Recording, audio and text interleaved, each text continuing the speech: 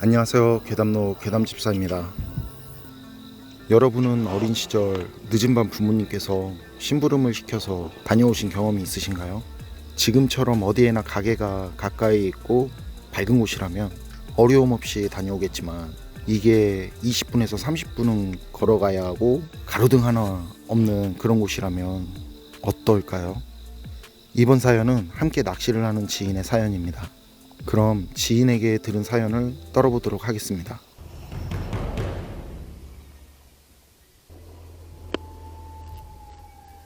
지금 40대 후반인 지인이 어린 시절 살던 곳은 버스를 타려면 한참을 걸어서 나가야 하는 그런 시골 마을이었다고 합니다.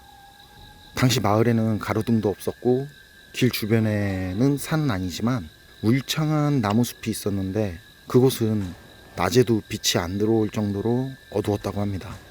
버스를 타려면 이곳을 지나서 20분에서 30분 정도 가야 하는데, 가게도 버스 정류장 옆에 할아버님과 할머님께서 하시는 작은 구멍가게 하나가 전부였었다고 합니다. 좋은 건 늘 가게에 계시고 밤잠도 없으셔서 늦은 시간에 가도 장사를 하신다는 거, 그거 하나였대요. 지인이 들려준 사연은 88년 겨울에 일어난 일이라고 합니다. 당시 중학생이던 지인은 어머니께서는 돌아가시고 아버님과 고등학생인 형, 이렇게 셋이서 살았는데, 아버님께서는 어머님이 돌아가신 뒤 약주가 많이 드셔서 거의 매일 약주를 드셨었다고 하십니다. 그러나 폭력적인 분은 아니셨고 그냥 홀로 방에서 조용히 드시고 아침 일찍 나가셔서 일도 착실하게 하시는 좋은 분이셨다고 합니다. 그리고 그날 이전에는 절대 술 심부름도 시키지 않으셨었다고 합니다. 이상한 경험을 한 그날은 아버님께서 집에 사다 놓은 술이 떨어진 걸 잊으셔서 형은 공부를 해야 하고 아버님께서는 할 일이 있으시다면서 지인에게 부탁조로 술을 좀 사오겠냐면서 심부름을 시키셨다고 하세요. 심부름 값도 주시고 형이랑 같이 먹을 것도 사오라고 하시면서요.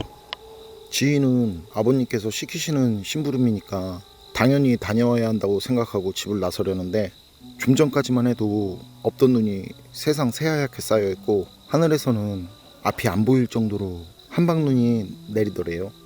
아버님께서도 같이 나오셔서 이걸 보시고 일 마치시고 직접 다녀오시겠다고 하시는데, 지인은 그냥 자기가 직접 다녀오겠다고, 괜찮다고, 걱정하지 마시라면서 집을 나섰다고 해요.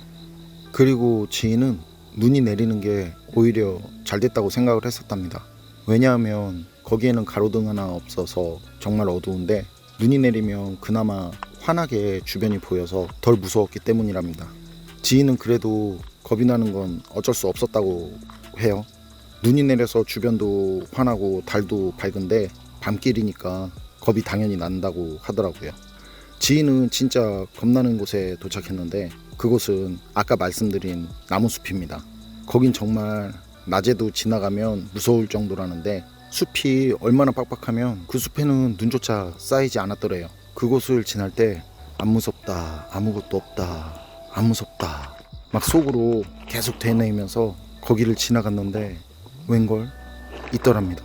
무언가 숲 안쪽에서 소리가 들리는데 그게 하나가 아니더래요. 그래서 지인이 쳐다보니까 진짜 여러 개의 안광이 보이는데 그게 지인 쪽으로 슬금슬금 오고 있더랍니다. 지인은 그냥 냅다 뒤도 돌아보지 않고 달렸었대요. 그랬더니 그 안광들도 지인을 향해 달리더래요. 지인은 그때 달리면서 막 울었다고 합니다. 너무 무서워서. 그렇게 정말 정신없이 달린 지인은 숲길을 빠져나왔고, 마침 공사를 하는 곳이 있었는데 거기에 강목이 있어서 강목을 들고 뒤를 돌아보니까 무슨 짐승 같은 것들이 지인을 쳐다보는데 마치 커다란 개들 무리로 보였었다고 합니다. 지인은 그것들에게서 등을 돌리지 않고 여차하면 강목을 들고 싸울 생각으로 그것들을 노려보니까 그것들도 잠시 머뭇거리다가 뒤돌아서 다시 숲으로 들어가더래요. 그래도 지인은 마음이 놓이지 않아서 강목을 들고 뒷걸음으로 가다가 어느 정도 멀어져서 다시 달리기 시작했고, 강목은 그때까지 버리지 않았다고 해요. 한겨울에 땀나게 달린 지인은 가게에 도착했고 술과 과자 몇 개 사고 나가려는데 할아버님께서 강목은 뭐냐고 물어보셔서 아까 있었던 일을 말씀드렸더니 몇 해 전 옆 동네 개 농장에서 개들이 도망쳤다고, 이것들이 이제는 가게 앞까지 왔었다고 말씀을 해주시면서 정말 조심해서 가야 한다고 알려주시더래요.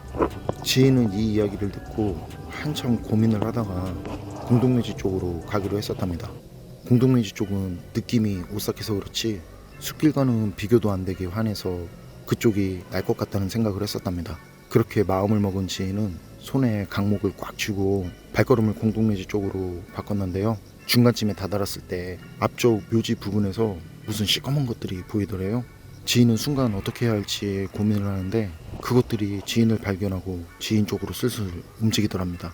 아까 가게에서 산 것들을 바닥에 내려놓은 뒤 그것들을 견제하면서 슬슬 뒷걸음으로 움직였고, 그것들은 지인을 보면서 으르렁거리는데 이게 아까 할아버님께서 말씀하신 맹견들 같더랍니다. 크기도 크고 얼룩덜룩하고 누렇고 한 6마리 정도였다고 하는데 금방이라도 덤빌 기세로 지인을 노려보더래요. 뒤로 가던 지인은 뭐가 등에 닿길래 깜짝 놀랐었는데 이내 큰 나무라는 걸 알았고 나무에 등을 맡기고 두 손은 강목을 꽉 쥐고 덤벼들면 싸울 생각으로 노려봤었답니다. 그런데 그때 지인 쪽으로 오던 개들이 갑자기 낑낑거리면서 더는 오지 않고 고개를 숙이고 안절부절 못하는 것 같은 행동을 하더래요. 그러더니 이내 방향을 틀어서 다른 곳으로 빠른 속도로 도망을 치듯 달려갔다고 합니다. 지인은 한동안 움직이지 않고 그것들 동향을 살핀 뒤 아까 내려놓은 물건이 있는 곳으로 갔는데 그때 누런 종이봉투에 물건을 담아주셔서 눈에 바닥이 젖고 담은 먹거리들이 쏟아져 있었대요. 지인은 그것들이 또 올지도 모른다는 불안함에 주변에 있는 것들을 잽싸게 풀듯이 담아서 찢어진 목도로 싸서 들고 왔었다고 합니다. 그리고 집 근처부터 아버님을 부르면서 달렸고 지인의 목소리를 듣고 놀란 형과 아버님은 밖으로 뛰쳐나오셨다고 해요. 그리고 지인 손에 들린 강목과 지인 상태를 본 아버님께서는 무슨 일인지 물어보셨고 지인은 있었던 일들을 말씀드리니까 아버님은 화가 잔뜩 나셔서 들어가셔서 낫을 들고 나오셨다는데 형과 지인이 억지로 말렸다고 합니다. 그리고 술은 아버님께 드리고 물건을 싸서 가지고 온 종이봉투는 형에게 준 뒤 잠시 마루에 앉아 있었는데 형이 울면서 달려 나오더랍니다. 그리고 속에는 색이 다 바랜 팔찌가 있었고요. 그리고 지인 형은 그 팔찌를 내밀면서 이거 어디서 났냐면서 막 울었답니다. 빛이 바랜 팔찌는 원래 오색 팔찌였었고 지인과 형에게 돌아가신 어머님께서 아들들이 건강하기를 바라시면서 직접 짜주신 거라는데 형이 어머님이 돌아가신 뒤에 팔에 차고 다니지 않아서 지인은 마음이 아파서 그런가 보다 했었대요. 그런데 형 말은 어머님 돌아가시고 마지막 보내드리는 길 보고 내려오는 길에 팔찌가 끊어졌었는지 앞만 찾아도 보이지 않아서 몇 번을 갔던 길도 다시 오고 여기저기 다 찾아봐도 없어서 말도 못하고 가슴앓이를 했었다고 하더래요. 그런데 그게 빛이 다 바랜 상태로 종이에 얼어붙어서 달려있더랍니다. 그리고 아버님도 형제의 대화를 듣고 나오셨는데 그 팔찌를 보시고 지인과 아버님과 형은 서로를 안고 한참을 울었다고 해요. 그리고 그 뒤로 아버님께서는 술을 완전히 끊으셨다고 합니다. 여러분은 어떻게 생각하시나요? 오래전에 잃어버린 팔찌, 이게 다시 지인의 봉투에 붙어서 온 건 정말 우연일까요? 지인에게 덤비던 그것들이 갑자기 겁을 먹고 돌아간 건 왜 그런 것이었을까요? 안녕하세요. 괴담 들려주는 낚시꾼 괴담록 괴담집사입니다. 저는 17년 정도 함께 했었던 반려견이 있었는데요. 정말 많은 추억을 만들어주고 힘들 때 곁에서 웃음을 준 아이였는데 나중에는 아픈 몸으로 슬프고도 쓸쓸하게 떠난 아이였습니다. 떠난 지 이제 10년 가까이 되는데 아직도 잊혀지지가 않네요. 이번 이야기는 이 반려견과 관계가 있는 이야기라서 그런지 사연을 보는 내내 평소보다 더 생각이 나더군요. 이번 이야기는 낚시 이웃인 볼라콜님께서 제보를 해주신 사연입니다. 볼라콜님 사연 제보 감사합니다. 그럼 볼라콜님의 기묘한 사연 제가 떨어보도록 하겠습니다.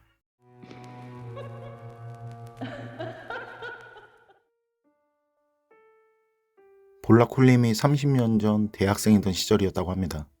지방에서 올라와서 서울에서 대학을 다니던 볼라콜님은 학교 기숙사가 너무 답답하다고 할까요? 1년 기숙사 생활을 한 뒤엔 기숙사에서 나왔고 학교 근처에서는 좀 무리가 있어서 학교에서는 조금 거리가 있는 곳에 작은 방을 구해서 자취 생활을 했었다고 합니다. 집은 오래되고 낡은 집주인도 같이 사는 집이었는데 당시 주변에 비하면 비교도 안 되는 조건과 비용이고 그냥 생활만 가능하면 됐었기에 개인적으로는 상당히 만족스러운 방이었다고 해요. 그리고 집주인분은 딱 한 가지 조금 비슷한 부탁을 하셨었는데 밤늦게 친구들을 불러와서 술을 마시거나 하지 않았으면 좋겠다고 했답니다. 이유는 주인집에는 집주인의 아버님인 할아버지 한 분이 계셨었는데 몇 해 전부터 몸이 나빠지셔서 댁에 누워 계시기 때문이라고 했답니다. 그런데 이 집 구조가 좀 희한한 게 볼라콜님이 자취하는 방과 주인집은 도로는 아닌데 작은 길을 사이에 두고 볼라콜님 방만 뚜껑이 떨어져 있었다고 합니다. 방에는 물론 화장실도 주방도 따로 다 있는 모양새는 원룸 같았는데 담장도 없고 방문을 열면 바로 그 좁은 길이 나오고 그리고 바로 앞에 주인집 대문이 있는 구조였다고 하네요. 그냥 뭐라고 그럴까 그냥 볼라콜님 방만 떡하니 길 건너에 있는 모양새? 담장도 없고 문 열면 바로 길. 그런데 다행이라고 해야 하는 건지 그 길이 차가 다니는 도로는 아니었다고 합니다. 그리고 주인집에는 하얀 몸에 커다란 전문이가 있는 나이 많은 개가 한 마리 있었는데 어릴 적 교과서에서 보던 그 철이와 영이 곁에서 뛰어노는 그 바둑이 그림처럼 생긴 이름도 바둑이인 바둑이였다고 하는데요. 바둑이는 비 내리던 날 주인집 대문 앞에 앉아있는 걸 주인 댁에서 키우셨다고 했고 당시에 몇 살인지는 모르지만 7년 정도를 함께 살았다고 하더랍니다. 그래서 이름도 그냥 바둑이라고 불렀었고 바둑이는 주인집 할아버님 껌딱지였다고 합니다. 주인집 부부에게는 자식들이 없었다고 합니다. 그래서인지 맛난 음식들을 해서 볼라콜님에게 자주 갖다 주셨고 볼라콜님을 자식처럼 따뜻하게 대해주셨다고 하는데요. 볼라콜님도 그렇게 음식을 받은 뒤에 다시 빈 그릇만 돌려드리기 좀 뭐해서 어르신들이 좋아하실 것 같은 약과나 한가 등을 따로 사서 빈 그릇을 드릴 때 같이 드리고 하다 보니까 나중에는 주인집 식구들과 같이 식사를 할 정도로 친해졌다고 합니다. 처음에는 바둑이가 볼라콜님을 경계를 했었는데 이렇게 몇 번 왔다 갔다 하니까 나중에는 바둑이가 볼라콜님께 꼬리까지 쳐주는 사이가 되었다고 해요. 그리고 볼라콜님도 이런 바둑이가 너무 예뻐서 집에 오는 길에 가끔 애완용품점에 일부러 들려서 강아지 간식 등을 구매해서 갖다 주고는 했었다고 하는데요. 어느 날 학교에서 돌아와 보니 바둑이가 보이지 않더래요. 그래서 주인집 아주머니에게 여쭤보니 바둑이가 나이가 들어서인지 지난밤에 갑자기 몸이 안 좋아 보이더니 점심쯤에 떠나갔다고 말씀을 주셨답니다. 그리고 집 앞들에 묻어졌다고 하시는데 볼라콜님도 그간 정이 들었던지라 바둑이가 떠났다는 말을 들으니까 눈시울이 붉어지더래요. 그래서 바둑이 묻어준 곳 앞에 앉아있다가 방으로 들어갔는데 정말 며칠은 계속 바둑이 생각이 났다고 합니다. 그리고 몇 달 정도 지났을 때 주말 밤이었는데요. 출출한 기분이 들어서 가게에 가서 컵라면하고 먹거리 좀 사올 생각으로 방문을 열고 나갔는데 대문 앞에 할아버님이 쭈그리고 앉으셔서 강아지를 쓰다듬으며 웃고 계시더래요. 할아버님은 몸이 많이 불편하셔서 평소 뵙더라도 웃는 모습을 못 봤었는데 그땐 정말 입에 미소를 한가득 머금고 활짝 웃고 계셨었다고 합니다. 볼라콜님도 그런 할아버님 모습을 보면서 괜히 자신 기분도 좋아져서는 반갑게 웃으면서 할아버님 안녕하세요 나와 계시네요 하고 인사를 드렸는데 할아버님은 고개도 들지 않으시고 계속 강아지만 쓰다듬고 계셨다고 해요. 그때 할아버님 앞에 있는 강아지는 할아버님 앞에서 막 뒹굴고 좋아서 헥헥거리고 막 비비고 하는데 그 모습과 행동이 바둑이 살아있을 때랑 정말 많이 닮았었다네요. 그냥 바둑이라고 봐도 되겠다 싶을 정도로요. 그런데 보통 동물들이 사람을 보면 반응을 하잖아요. 그런데 강아지는 볼라콜님이 할아버님께 인사를 드려도 쳐다보지도 않더래요. 볼라콜님은 할아버님께서 연세도 있으셔서 잘 들리지 않으시겠지. 그렇게 바둑이랑 닮은 강아지를 보셨으니 얼마나 좋으실까 하면서 그 기쁨과 즐거움에 방해가 되지 않으려고 더는 말하지 않고 그냥 조용히 가게에 다녀왔는데 들어가는 길에 보니 할아버님은 다시 댁으로 들어가셨는지 할아버님도 그리고 강아지도 보이지 않았다고 합니다. 다음날 아침에 밖에서 사람들 통곡 소리가 들리고 굉장히 소란스러움이 느껴졌다고 합니다. 그래서 볼라콜님이 살짝 방문을 열고 보니까 주인댁 분들이 울고 계시더래요. 볼라콜님은 이때 예감이 온 게 돌아가셨구나 였다고 합니다. 사실 볼라콜님은 예전부터 가끔 긴가민가하게 혹은 선명하게 일반 사람들이 보지 못하는 걸 느끼거나 봤었다고 하는데요. 전날 할아버님과 바둑이를 본 뒤 가게에 다녀오고 방에 들어갔을 때 문득 떠오르는 기억이 하나 있었다고 합니다. 쭈그리고 계신 할아버지와 앞에서 재롱을 떠는 바둑이 닮은 강아지, 그 둘의 모습에서 그림자가 보이지 않았었다는 기억이요. 그런데 왠지 무섭게 느껴지지는 않았다고 합니다. 볼라콜님 생각에는 생전에 할아버님이 바둑이를 굉장히 아끼고 좋아하셨고 바둑이도 이런 할아버님 껌딱지 같은 존재였기에 할아버님께서 돌아가셨을 때 바둑이가 할아버님 마중을 나왔구나 하는 그런 생각이 들면서 무섭다기보다는 조금 마음이 찡했었다고 합니다. 여러분 혹시 그런 말 들어보셨나요? 강아지나 고양이나 키우던 반려동물은 생전에 주인이 정말 자신을 사랑한 경우에는 그 반려동물이 죽은 뒤 주인이 하늘에 올 때까지 그곳에서 기다리다 마중을 나온다는 말. 할아버지와 바둑이 얼마나 서로를 그리워했으면, 그리고 얼마나 바둑이를 사랑해 주셨으면 할아버님께서 떠나시는 그날 바둑이가 마중을 나왔을까요? 개인적으로 이번 이야기 제 가슴도 찡해지는 훈훈한 사연이었습니다. 안녕하세요. 괴담 들려주는 낚시꾼 괴담로 괴담집사입니다.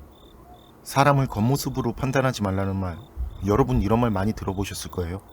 저는 다른 건 몰라도 흉악범들이 저보다 더 곱상하고 잘생긴 모습들을 보면서 그 말에 격하게 공감하고 있습니다. 이번 이야기는 배관사로 일을 하고 있는 지훈님이 보내주신 사연입니다. 지훈님 사연 제보 감사합니다. 그럼 지훈님의 기묘한 경험담, 괴담집사의 시점으로 떨어보겠습니다.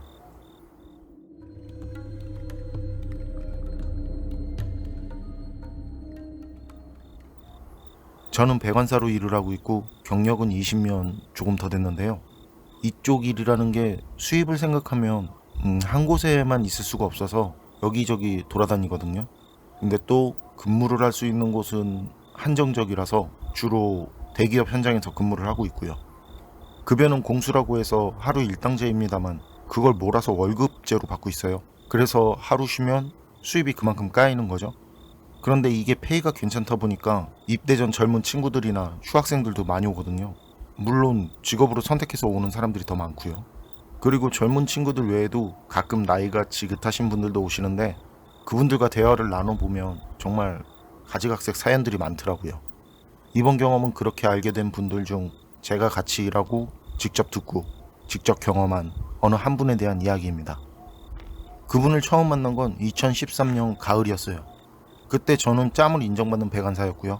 그리고 야근까지 해야 그 수입이 짭짤하니까 대기업들이 진행하는 프로젝트를 따라 움직였는데요. 그땐 아산에 있는 어느 한 대기업 프로젝트 현장에 갔었는데 이렇게 현장을 옮겨 다니면서도 그렇게 움직여도 어차피 그런 곳들이 한정적이고 전에 다 돌아다녔던 곳이라 뭐 새롭다고 할 건 없는데 가장 힘든 게 사람이더라고요. 숙소나 식사는 다 해결되니까 그때도 몸만 가서 새로운 사람들과 팀 꾸려서 일을 했었는데 그때 제 조공으로 배정받은 사람이 거의 60 가까운 분이셨어요. 60이셨나? 하여튼 나이가 좀 있으신 분이셨거든요. 그때 제 나이가 40 바로 전이었는데 말이죠. 누구라도 밑에 사람이 자신보다 나이가 많으면 좀 어렵잖아요. 시간 내 작업 마감이 굉장히 중요한 일이라서 급할 땐 욕도 나오고 큰 소리도 치면서 일을 하는데 밑에 조공이 나이가 60? 쉽지 않죠. 그런데 그분이 또 굼떠요. 진짜 굼떠요. 그때 진짜 저 혼자 일하는 것 같더라고요. 조공 없이 말이죠. 그래도 무슨 사정이 있으시겠지. 나도 조공일 땐 그랬었다 하면서 그냥 싫은 티 안 내고 일을 했었는데 일주일 정도 지났으려나? 아니 좀 더 지났으려나? 어쨌든 그 조공분이 그날 아침에 일 끝나고 그러니까 오전 일 끝나고 삼겹살에 소주 한잔 사라고 하더라고요.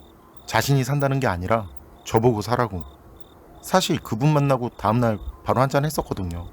이건 제 스타일이라서 저는 현장에서 새로운 사람을 만나면 첫날부터 마시긴 좀 그러니까 다음날 일 끝나고 본격적으로 작업 들어가기 전에 저녁 식사 겸 간단히 한잔 하는데 그때 별말도 없고 해서 그래서 앞으로 이래저래 힘들겠다 했었는데요. 그런데 갑자기 한 잔 사라는 거예요. 뭐 저도 술 좋아하니까, 그리고 무슨 할 말이 있나 해서 오케이 했죠. 사실 그런 현장에서 조공들은 바라볼 사람이 그 바로 위 기공뿐이라서 저도 조공 때 바로 위 배관사한테 많이 의지했었고요. 어차피 제 숙소나 그분 숙소나 숙소도 길 하나 두고 바로 앞이라서 일 끝나고 숙소 앞에서 그렇게 한잔하게 됐는데, 그날 술을 좀 과하게 드시더라고요. 그러다가 자신이 살아온 과거들을 얘기하는데 처음엔 그냥 술주정이겠거니 피곤한데 돌겠네 했었거든요. 전 무슨 업무 관련해서 물어보거나 그런 비슷한 대화를 기대했었는데, 아니 무슨 자기 살아온 과거 들어보라고, 그것도 많지는 아니지만 술이 오른 상태에서 말이죠. 저는 이런 일이 없어서 솔직히 그땐 짜증이 많이 나더라고요. 그런데 그렇게 건성으로 들어도 귀에 들어올 말은 들어오대요. 그리고 그 얘기가 나중엔 흥미롭더라고요. 저한테 막아 꼈다는 얘기. 처음에 이 사람이 미쳤나, 막아 꼈다니 제정신 아니네 했었는데요. 제 집에 화가 꼈다고 하는 거예요. 그런데 그 말에 화를 낼 수 없는 게, 그리고 귀가 솔깃해지는 게, 저는 부모님도 일찍 돌아가시고 형제들이 다 흩어졌고 생사도 모르고 있다고 하는데 그게 다 맞았다는 거죠. 저는 부모님 일찍 돌아가시고 위로 형이 둘 있는데 큰형이 저를 업어 키웠고요. 그리고 고등학교 졸업하고 돈 벌겠다고 집 나간 둘째 형도 소식이 없었고, 큰형도 제가 결혼하면서 따로 살게 됐는데 어디서 중장비 기사로 일을 한다고 하다가 그 뒤로 연락이 안 닿은 지 꽤 됐었고요. 저는 결혼하면서부터 장모님 제가 모시고 살아서 사실 정말 먹고 살기 힘들었거든요. 그런데 그것까지 맞추는 거예요. 이쯤 되니 귀가 진짜 솔깃해지더라고요. 그래도 그냥 아닌 척 네네 하고 듣기만 하는데 진짜 아무 반응하지 않고요. 개인적으로 그게 그땐 많이 부끄러웠거든요. 왠지는 모르겠는데 부모님 일찍 돌아가신 것도, 그리고 형제들 상황도, 어쨌든 그렇게 얘기를 듣다 보니 또 자기 과거 얘기를 해요. 그런데 그게 자신이 그런 능력이라면 능력인 그런 것들이 생기게 된 사연이랄까요? 그분도 어렸을 때 부모님 일찍 돌아가시고 동생들 키워냈는데 그땐 정말 똥꼬 찢어지게 가난했었답니다. 진짜 힘들다, 어렵다 그런 말도 못할 정도로 가난했었다는데요. 그런데 어느 날 꿈에 어떤 할머니가 나타나더니 앞으로 넌 부자가 될 건데 그때 가서 지금 기억하라고 일부러 너를 더 힘들게 했다면서 그런 말을 하더래요. 그런데 부자가 된 뒤에라도 마음이 흐트러지면 다시 힘들어질 거라는 말을 하고는 사라졌다고 하는데요.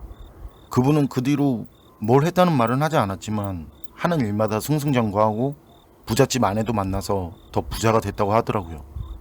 그리고 잠깐 거만해진 적이 있었는데 그때 사업체 2개 정리하고 말이 아니었다고 하더라고요.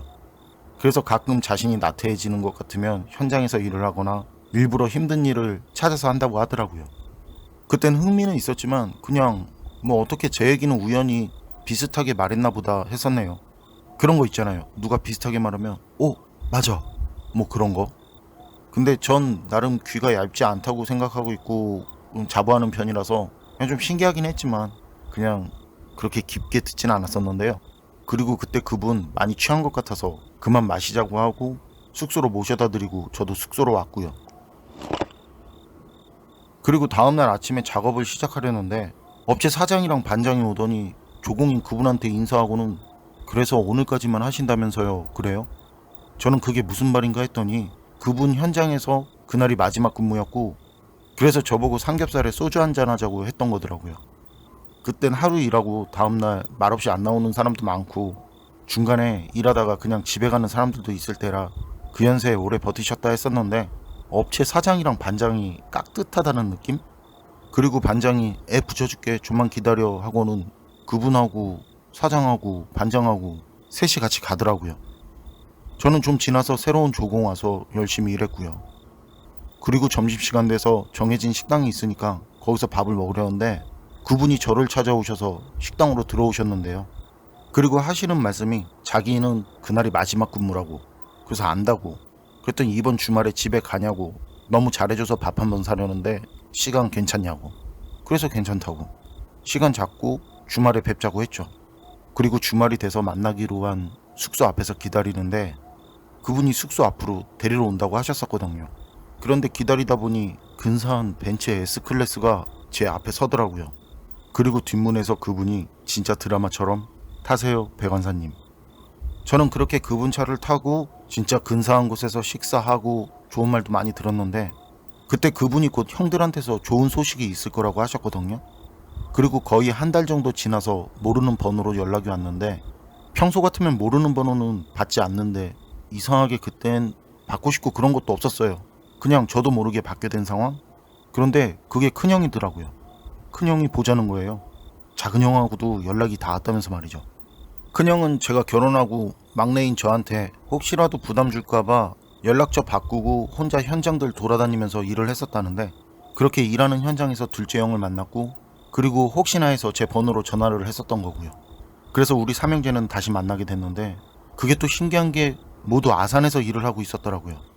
셋 다 연고지도 하나 없는 아산에서 말이죠. 그리고 형들한테도 제가 경험했던 걸 얘기했더니 형들도 모두 놀랐었고요. 저도 그때도 그렇고 그리고 세월이 지난 지금도 그렇고 계속 생각하면 생각할수록 기묘하다는 생각밖에 안 드는 그런 경험이었습니다. 여러분 생각은 어떠세요? 지훈님이 만났다는 그분은 정말 신통한 능력을 가진 사람이었을까요? 아니면 그냥 우연이었을까요? 만약 지훈님이 그분에게 나이든 조공을 배정받았다고 불평하고 홀대했다면 어떻게 됐을까요? 판단은 여러분께 맡기겠습니다. 괴담록 오늘 이야기는 여기까지입니다. 그럼 저는 다음에 또 다른 사연으로 찾아뵙겠습니다. 늘 건강하시고 평온하세요. 감사합니다.